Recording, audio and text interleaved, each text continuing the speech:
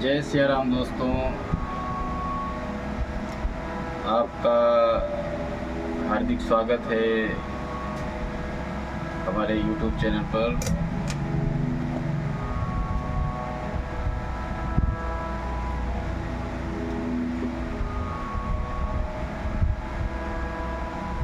मित्रों, एक प्रश्न आया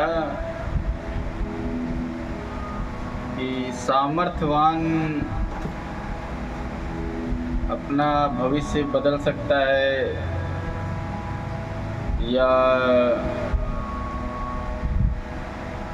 क्या होनी टाली जा सकती है, जैसे तो कुछ हमें पहले से पता चल जाए। तो इसी विषय पे एक दृष्टांत है जो आपने श्रीमद् भागवत में सुना होगा कि सर्पसत्र में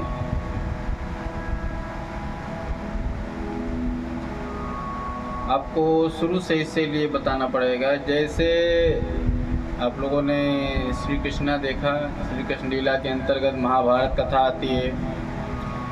भागवत भी यहीं से आरंभ होती है कि अर्जुन अपने भगवान श्री कृष्ण को छोड़ने जाते हैं, वापस आते हैं, युद्ध समाप्त हो चुका होता है, युधिष्ठिर आदि चले गए। फिर उन्होंने अपना राज्य किसको दे दिया? परीक्षित को दे दिया। परीक्षित ने राज्य संभाला, कलयुग का प्रभाव हुआ और सर्पदंश से परीक्षित जी की मृत्यु होती है और व्यास जी आदि सब लोग आते हैं, जन्मेजय को शांत करवाते हैं। तब वो सर्पों को नष्ट करने का यज्ञ हो रहा था। बात ये आती, जब सब शांत हो गए तो हमारे आदि पितामह जो थे वेद व्यास जी, वो बैठे हुए थे और अभिमन्यु के पुत्र परीक्षित और परीक्षित के पुत्र जन्मेजय।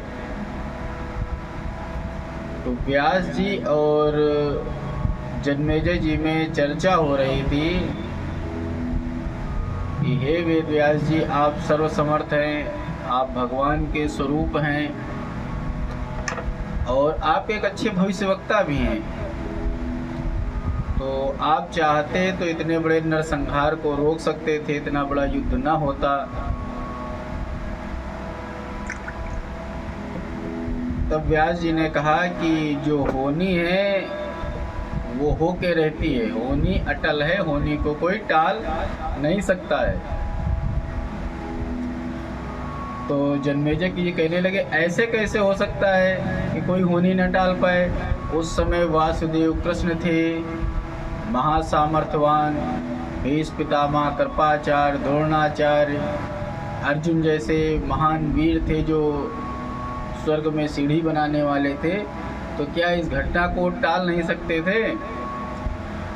तो बोले, देखो, अपने पूर्वजों के सामर्थ्य पर शंका करना व्यर्थ है। अपने पुरखों के सामर्थ्य पे आपको शंका नहीं करनी चाहिए, लेकिन तुम्हारे मन में शंका आ गई है तो बैठ करके संतों के साथ में इस शंका का निराकरण कर लो। बाकी मन में मेरे हिसाब से कोई ऐसी दुर्भावना मन में नहीं लानी चाहिए।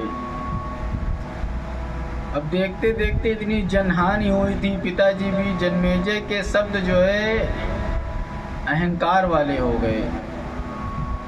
कहने लगे, मैं इस सिद्धांत को नहीं मानता हूँ। आप भविष्यवक्ता हैं, मेरे किसी जीवन में होने वाली घटना को बताइए, अगर मैं न टाल दूँ तब आप कहना।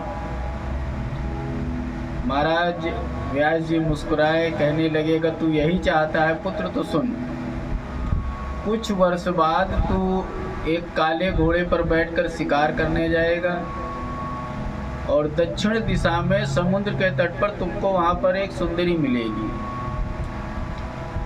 और उस सुंदरी को तू अपने राज्य में लाएगा। उसके कहने के अनुसार तू एक बहुत बड़ा यज्ञ करेगा और मैं वहाँ आऊँगा तो मैं यज्ञ में बुजुर्ग ब्राह्मणों को रखने की सलाह दूंगा, लेकिन तू उस पत्नी के कहने पर युवा ब्राह्मणों को यज्ञ में रखेगा। और उस यज्ञ में कुछ ऐसी घटनाएं घटेंगी, तू अपनी पत्नी के कहने पर उन ब्राह्मणों को मृत्युदंड देगा। उन ब्राह्मणों को जब तू मृत्युदंड देगा तो उसके दोष में तेरे शरीर में कोढ़ हो जाएगा, उस कोढ़ के रिसने से तेरी मृत्यु होगी। अब मैंने तुमको तुम्हारे जीवन का एक घटनाक्रम बता दिया है, अगर रोक सकते हो तो रोक के दिखाओ। महाराज जन्मेजय जी दूसरे दिन से काला घोड़ा अस्तबल से हटवा दिए, अपने शिकार खेलना बंद कर दिया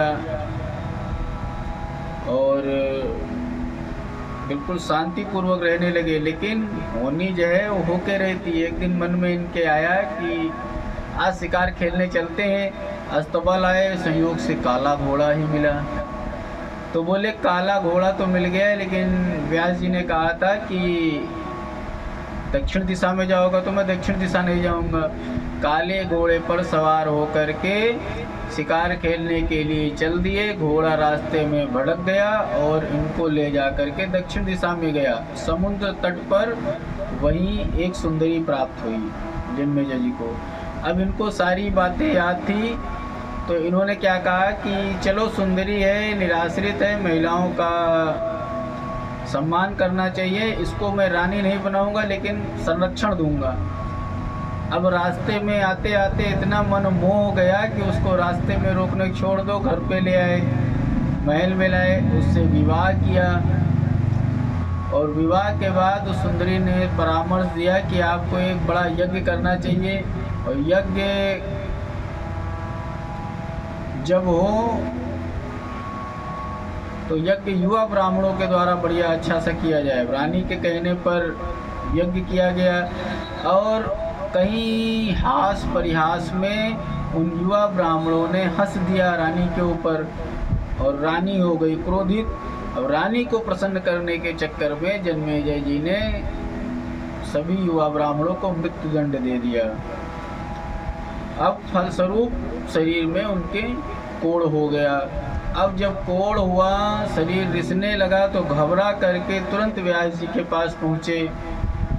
महाराज क्षमा करो, कुछ तो उपाय बताओ। तो बोले तुम तो सब बदल लेने वाले थे।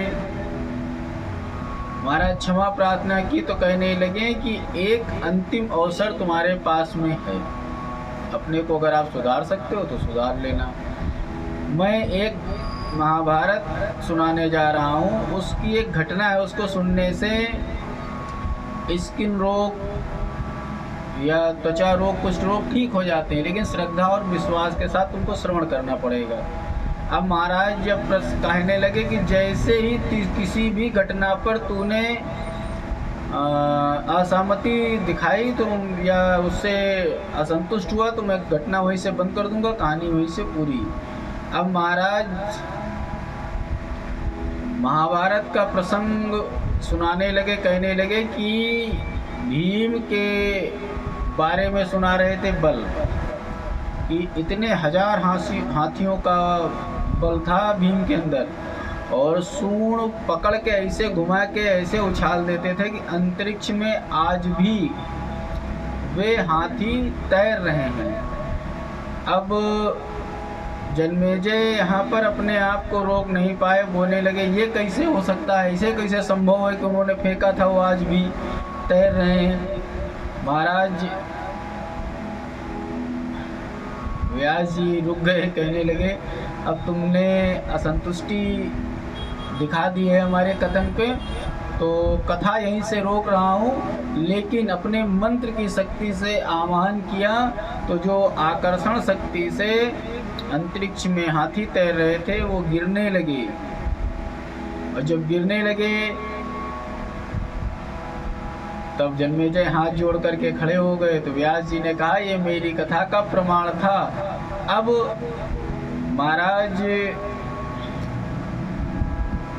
वो शरीर में जितने अंश तक कथा सुनी थी, कोढ़ ठीक हो गया था, एक छोटा सा बिंदु रह गया था, और इसी बिंदु उतनी मात्रा में तो रोग मुक्त हो गए। उस बिंदु के कारण ही उनका मृत्यु का कारण बना वो कुष्ठ रोग। इसलिए कहते हैं पहले प्रारब्ध बनते हैं, फिर शरीर बनता है।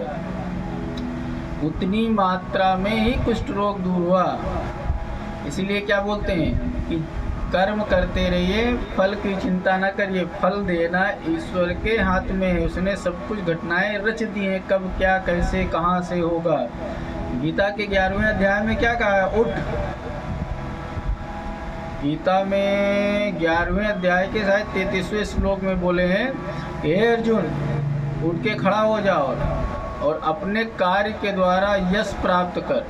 तो जिसको सोच रहा है कि तो ये मरे हैं, ये मेरे द्वारा मारे जाएंगे, हमको पाप पुण्य लगेगा, तो ये सब पहले से तय है, तू सिर्फ निमित्त मात्र है। इसलिए प्यारे भक्तों, होनी को टाला नहीं जा सकता है, लेकिन अच्छा कर्म और ईश्वर का नाम का जप करने के से जो प्रभाव होता है वो कम हो जाता है। सत्संगों की, जब आप सत्संग करना शुरू करोगे, सत्संगों की कृपा से आपको क्या मिलेंगे?